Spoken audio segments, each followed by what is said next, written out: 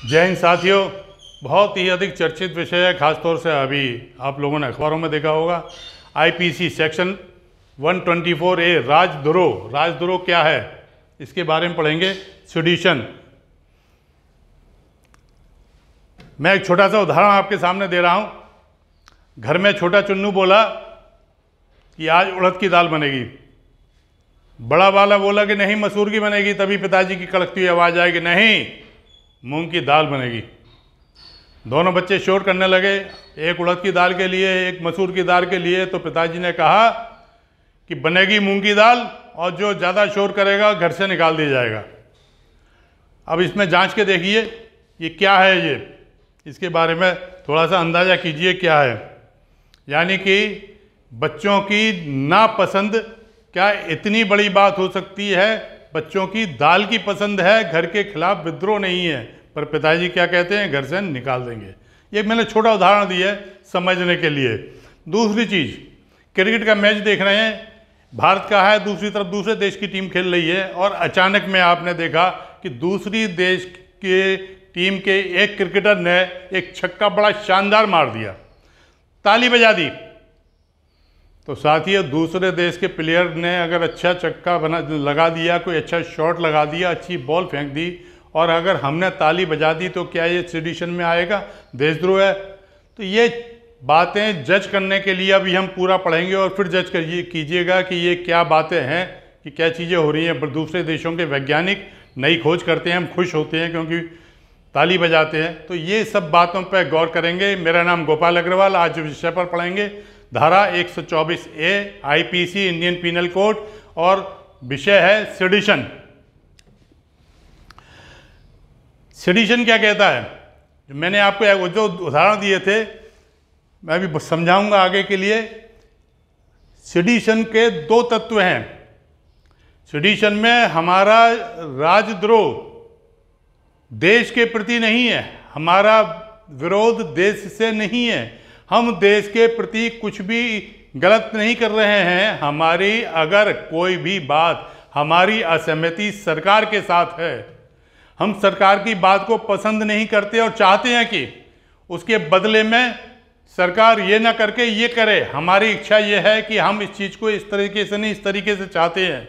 एक छोटा सा बिंदु है, एक लाइन बहुत पतली सी बीच में खिंची हुई है, सीधी सी, कि असहमति सरकार की है, तो अगर सरकार से असहमति है तो वो सेडिशन नहीं है। कहाँ से इसका जनरेशन हुआ? पहले जमाने में राजा हुआ करते थे। राजा अपने खिलाफ कोई बात नहीं सुनना चाहते थे।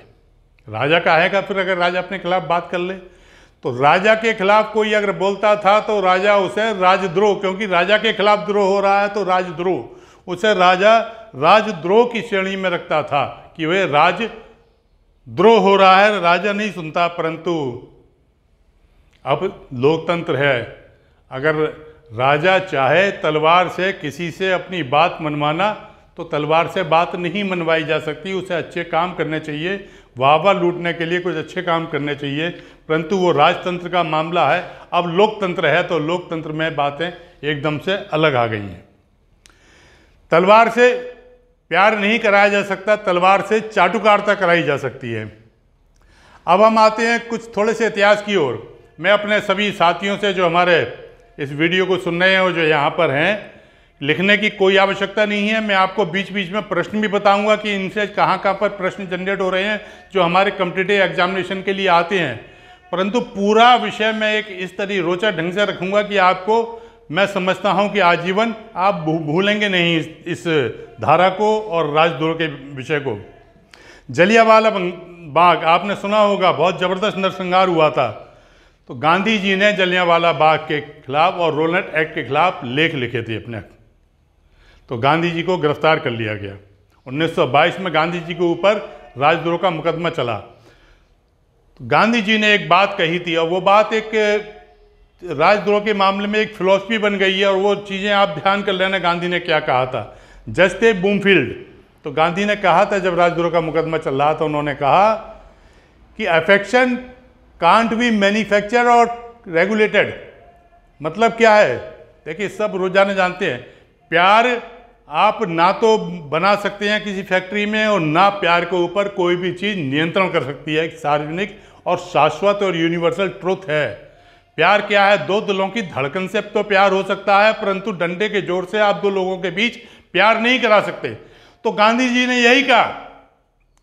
उन्होंने कहा था कि ब्रिटिश सरकार कहती, उन्होंने कहा कि हमारे प्रति अफेक्शन रखिएगा, डिसअफेक्शन नहीं होना चाहिए। गांधी जी ने कहा कि नहीं, affection can't be manufactured, affection को आप निर्मित नहीं कर सकते, अफेक्शन को आप नियंत्रित नहीं कर सकते। और यदि अफेक्शन नहीं है तो क्या है? डिसअफेक्शन है।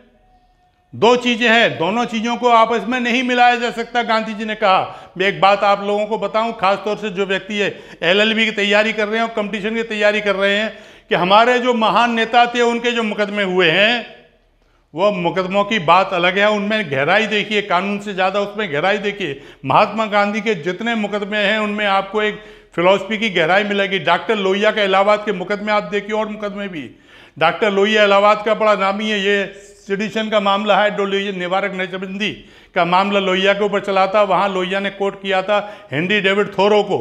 बहुत ज़बरदस्त फिलॉसफी के मुकदमे उच्च न्यायालय और उच्चतम न्यायालय में होते हैं। जब महान नेता जाते हैं तो एक नई फिलॉसफी कानून की निकल कर आती है। तो गांधी जी ने उस समय जो बात कहा था, वो बात बहुत बड़ा एक संदेश बन गया। और ये गांधी जी की जो बात थी कि मैन्युफैक्चर नहीं हो सकता, उन्होंने कहा कि सरकार यदि गलत काम करेगी तो हमारा विरोध करने का अधिकार है, और ये देशद्रोह नहीं है। अब हकीकत में देखिए कि है कि हम हिस्ट्री में जाएं थोड़ा सा। इंडियन पीनल कोड 1807, ये हमारा पहला क्वेश्चन बनता है कि IPC कब बनी? 1860 लॉर्ड मैकाले ने ड्राफ्ट की थी। परंतु आश्चर्यजनक यह है कि जब लॉर्ड मैकाले इसको ड्राफ्ट कर रहे थे, उस समय उन्होंने 124A यानी 124A का प्रोविज़न नहीं रखा था। जब 1857 की क्रांति हुई, बहावी आंदोलन चला था और जगह जगह विरोध के प्रदर्शन हुए, तो बाद में जेम्स फोर्ड ने इस प्रोविज़न को हमारी IPC में डाला था। ये करीब 10 साल बाद 1870 में। ये दो चीज़ें, आपके दो क्वेश्चन हो गए। IPC का तो सब जानते हैं, 1860 वहाँ लिखा रहता है, IPC 1860, हालांकि प्रभावी हुई 62 में जाके। उसके बाद 124A कब आया? 1870 में आया। 124A का मुकदमा सबसे ज़्यादा नामी ग्रामी पहला मुकदमा कहाँ हुआ? बाल गंगाधर तिलक। उन्होंने लिखा था देश के बारे में, उन्होंने लिखा था जब देश के विषय पर कि ये देश के लिए ठीक नहीं, एक आर्टिकल लिखा था, तो उनको गिरफ्तार कर लिया गया था। बहस हुई थी, परंतु उसमें लोकमान्य तिलक जी को 6 साल की सजा हुई थी। ये इसके बाद में क्या है?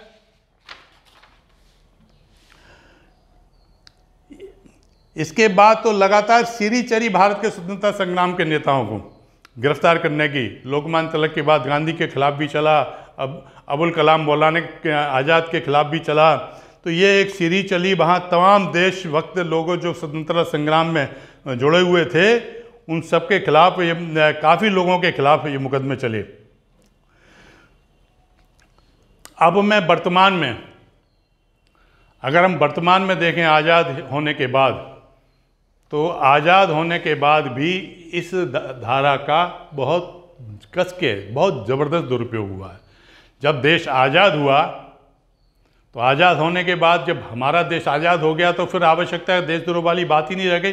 वो तो अंग्रेज़ थे, बाहर के लोग थे, हिंदुस्तानी संघर्ष कर रहे थे आज़ादी के लिए, उन्होंने उनको देशद्रोह करार किया था। पर देश आज़ाद होने के बाद ये बात समाप्त हो जानी चाहिए थी। परंतु जब संविधान बन रहा था, संविधान के लिए जो मूल अधिकारों की समिति थी, उस समिति ने एक प्रस्ताव रखा था कि मूल अधिकारों को, स्वतंत्रता को 124A 124A के तहत कुछ सीमित कर दिया जाए, जिससे कि कभी भी 124A को चैलेंज नहीं किया जा सके। परंतु उनका वो प्रस्ताव गिर गया। कभी संविधान के संबंध में जब बातचीत करेंगे तो डिटेल बातचीत उस समय हम लोग करेंगे उसके मामले में। तो अब हिंदुस्तान में, आज़ाद हिंदुस्तान का मतलब है, मैं किसी राजनीतिक दल की बात नहीं कर रहा। 1952-53 में 1953 में सबसे ज़्यादा लीडिंग केस जो आया है वो है केदारनाथ सिंह का। केदारनाथ सिंह का जो पटना बिहार का केस था, Kedarnath Singh communist revolutionary communist party के लीडर थे। उन्होंने बरौनी गांव में बिहार में एक सभा की थी। सभा में उन्होंने सरकार के विरुद्ध और पुलिस के विरुद्ध टिप्पणी की थी। उनको गिरफ्तार किया गया, 124A का उनको मुकदमा चला। तो 1962 में माननीय सुप्रीम कोर्ट ने जो अपनी फाइंडिंग दी थी, जो कहा था, वो आज तक शब्द एक एक उसका आज तक कायम है। वो मैंने लिख दिया है, अनलेस, ये भावना है, देखिए भावना, मैं कानून की बात इसकी बताऊंगा भी, जब कानून को इसके धारा को पढ़ूंगा तो बताऊंगा। इसमें सुप्रीम कोर्ट क्या कहती है, माननीय सुप्रीम कोर्ट कहती है, अनलेस एकम्पेड बाय एन इंसाइटमेंट, जब तक कि कोई उत्तेजना साथ में ना हो, और कॉल फॉर वायलेंस, हिंसा के लिए बुलावा ना हो, यानी हिंसा को आह्वान ना किया जाए। Call for violence, criticism of the government can not be labelled as sedition. तो माननीय सुप्रीम कोर्ट कहते थे कि ये बिल्कुल एकदम एसेंस है इस कानून का, माननीय सुप्रीम कोर्ट का, उच्चतम न्यायालय का, जब तक हिंसा के लिए आह्वान ना हो तब तक सरकार की आलोचना करना देशद्रोह नहीं है। और उसके बाद जितने भी मुकदमे हुए, 1995 में वैद सिंह का मामला आया था, तब भी माननीय सुप्रीम कोर्ट ने कहा था, क्योंकि ये महज नारे लगाना देशद्रोह नहीं है। कहा था कि महज नारे लगाना, उन्होंने नारे लगाए थे, खालिस्तान जिंदाबाद और कुछ नारे लगे होंगे, तो उन्होंने कहा नारे लगाए, परंतु उन्होंने कोई आह्वान हिंसा के लिए नहीं किया। उन्होंने किसी हिंसा को उत्तेजना पैदा करने वाली बात नहीं कही। इसलिए 124A इन पर लागू नहीं हो सकती है। ये केस है पंजाब का है, ये वैद सिंह बनाम स्टेट ऑफ पंजाब, ये है 1995 का। पर अब हम ये देखते हैं कि ये दुरुपयोग करने में कुछ महत्वपूर्ण नाम ले रहा हूँ, और ज़्यादातर ये पुराने ये नाम हैं, यानी कि हमारी जो इस गवर्नमेंट से पहली गवर्नमेंट या कांग्रेस की गवर्नमेंट के ज़माने में कुछ लिखे हुए हैं, मैं दिखाता हूँ।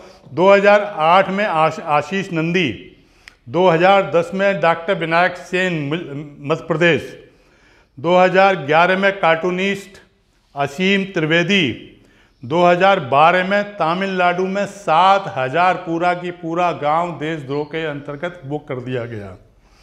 झारखंड में आदिवासियों पर 2015 में मुकदमा चला। हार्दिक पटेल पर गुजरात में मुकदमा चला।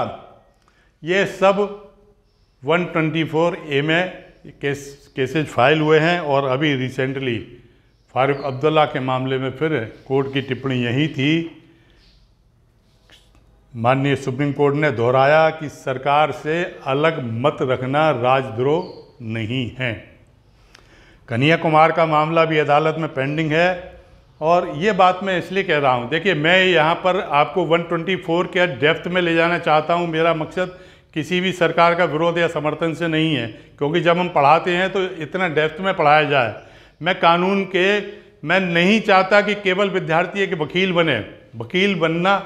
वकील तो बहुत बन सकते हैं, वकील बनना, परंतु मैं उस डेप्थ में ले जाना चाहता हूँ जिस डेप्थ में आप अनुसंधान करके कानून के उतनी गहराई में जाएं कि जहां गहराई पर जाके कानून के उन मोतियों को चुनकर लाएं जिनसे कि हम एक नई परिभाषा के सृजन कर सकें, नई परिभाषा का। इसलिए मैं उस डेप्थ में ले जाना चाहता हूं। और जो हमारे नेशनल क्राइम रिकॉर्ड है, नेशनल क्राइम रिकॉर्ड के आंकड़े देखिए तो महज 3.3% कन्विक्शन है। यानी कि हमने हजारों की संख्या में 124A के FIR की लोगों को गिरफ्तार किया, किंतु अदालतों से मात्र 3.3% लोगों की कन्फर्मेशन हुई राजद्रोह की, उनके ऊपर आरोप सही पाया गया, सजा हुई, बाकी सब लोग बरी हुए हैं। तो इससे भी मालूम पड़ता है कि हर सरकार ने इसका जमकर दुरुपयोग किया है। अब सवाल यह है कि क्यों ऐसा होता है। ये फैक्ट इसलिए भी मैं बता रहा हूँ कि अभी पिछले चुनाव में 2019 में कांग्रेस ने अपने घोषणा पत्र में लिखा था इस बात को कि हम अगर सत्ता में आते हैं तो 124A को निरस्त कर देंगे। ताज्जुब अच्छी बात है, अगर कोई अपनी गलती को रेक्टिफाई करने के लिए आ रहा है स्वागत करना चाहिए, पर सवाल ये होता है कि जब वो शासन में थे उन्होंने दुरुपयोग किया, वो हट गए, दूसरी पार्टी शासन में आई, वो दुरुपयोग कर रही है। क्यों? क्योंकि सत्ताधारियों को एक भय सताता है। होना नहीं चाहिए, मैं फिर दोहरा रहा हूं, होना नहीं चाहिए, सत्ताधारियों को एक भय सताता है। तो अपने खिलाफ अगर कोई आवाज़ बुलंद करता है, और जो बात मैं शुरू में कह रहा था, बड़े एक छोटे से उदाहरण से, मैंने घर के उदाहरण से प्रारंभ किया था कि परिवार में छोटी सी पसंद को नापसंद को लेकर यदि परिवार का मुखिया कहता है कि परिवार के खिलाफ है तो ये गलत बात है, ये परिवार में रह के आप समझ सकते हैं। इसी प्रकार हमारे राष्ट्र में अगर हम देखें पूरे राष्ट्र में, तो राष्ट्र में सरकार के विचारों से, सरकार की करनी से हमारी असहमति है, तो हम राष्ट्रद्रोही, कोई भी, मैं नहीं मतलब कोई भी व्यक्ति हो, उदाहरण के लिए हम ले लेते हैं, मैं कोई भी व्यक्ति अगर सरकार से असहमत है तो वो राजद्रोह नहीं है। सरकार से असहमति हो सकती है, सरकार ने जो काम किए हैं उसको दूसरे तरीके से काम करने का अनुमोदन भी कोई सामने रख सकता है, कोई ज्ञापन रख सकता है कि ये काम गलत हो रहा है, ऐसा नहीं, ऐसा होना चाहिए। ये कभी भी राजद्रोह, देशद्रोह की परिभाषा में नहीं है, सिटीजन नहीं है। तब तक फिर वो ये है कि हमारा ब्रह्मवाक्य क्या है कि जब तक हम अहिंसा के लिए, वायलेंस के लिए कॉल ना कर दें। जैसे एक आध बार हुआ कि गोली मारो, होता है, सुने हैं आपने, पढ़ा हुआ अखबारों, गोली मारो। तो अगर ऐसी उत्तेजना कोई फैला रहा है तो बात अलग है, अलबत्ता ये राजद्रोह के ऐसे मामले बनते नहीं हैं। तो इसमें आपके अगर ऐसे और खोल के लिखना चाहेंगे तो 2 केस और भी बहुत अच्छे हैं इसमें कोट करने के लिए। पंजाब उच्च न्यायालय का है, ये 1951 में है, तारा सिंह गोपीचंद बनाम स्टेट ऑफ पंजाब, जिसमें 124A को माननीय उच्च न्यायालय ने रद्द कर दिया था। एक इलाहाबाद में भी 1959 में हुआ। 1959 में राम नंदर बनाम चंदर बनाम यूपी स्टेट, इसमें भी इलाहाबाद उच्च न्यायालय ने, माननीय उच्च न्यायालय ने इसको रद्द माना गया था 1962 में। फिर जैसा केदारनाथ सिंह का केस है, क्योंकि वो एक ऐसा एस्टेब्लिश्ड लीडिंग केस है जो आज तक चल रहा है, सही चल रहा है, तो कहा था कि ठीक है, कानून अपनी जगह सही है, परंतु उसकी परिभाषा ये है, जो परिभाषा यहाँ लिखी हुई है, ये परिभाषा माननीय सुप्रीम कोर्ट की परिभाषा है। एक बात इस मामले में बार बार कही जाती है,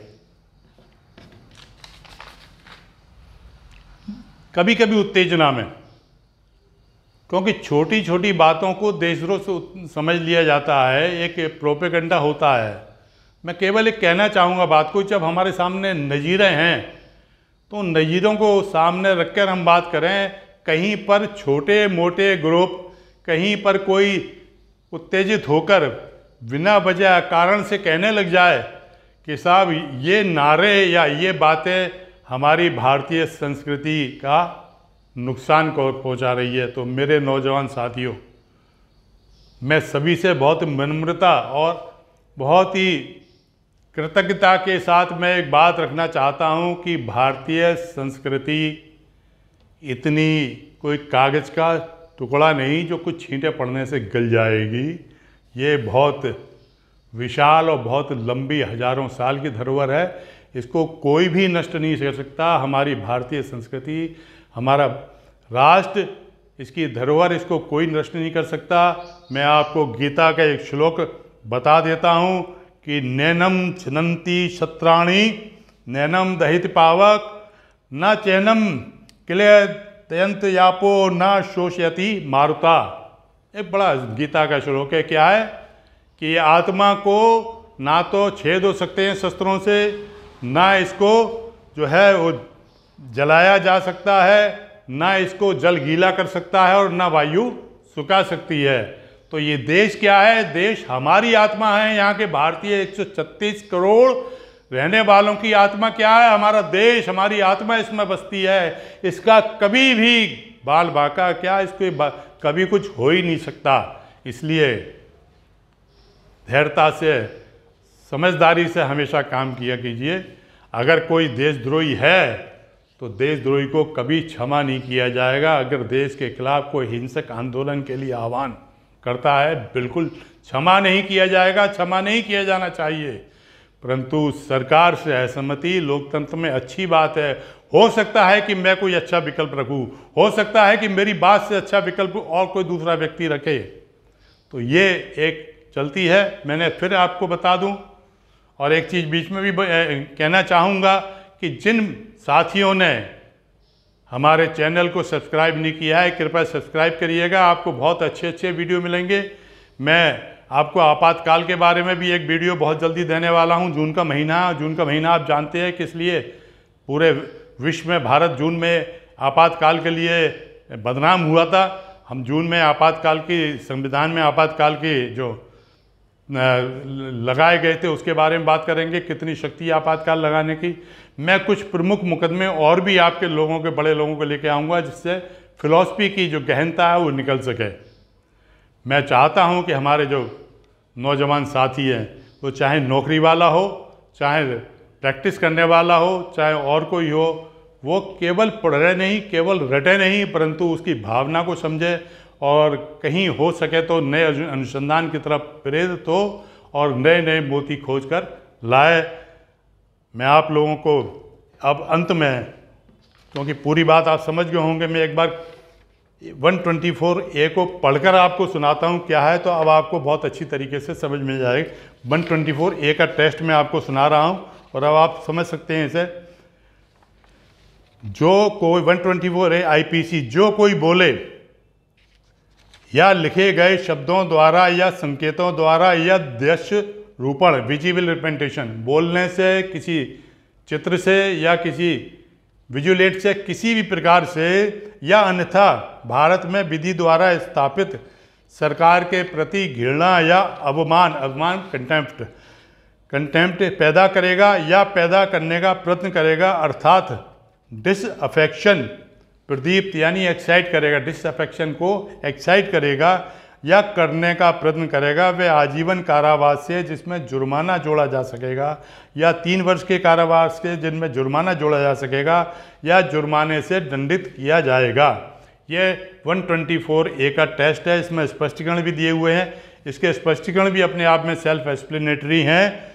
देखिए, इस धारा के साथ स्पष्ट किया गया है कि घृणा यानी कि हेट, अवमान कंटेम्प्ट या अप्रीति डिसअफेक्शन को प्रदीप्त एक्साइटेड किए बिना या करने का प्रयत्न किए बिना, देखिए ध्यान से समझ लीजिए कि हम वायलेंस को, हम घृणा को हम वायलेंस के जरिए एक्साइट करने के बिना यदि सरकार के कामों के प्रति विधिपूर्ण साधनों द्वारा लॉफुल एक्ट से सरकार के कामों का विरोध करें, उनको परिवर्तन करने की मांग करें, अनुमोदन करने वाली टीका टिप्पणी करें, तो इस धारा के अधीन अपराध नहीं है।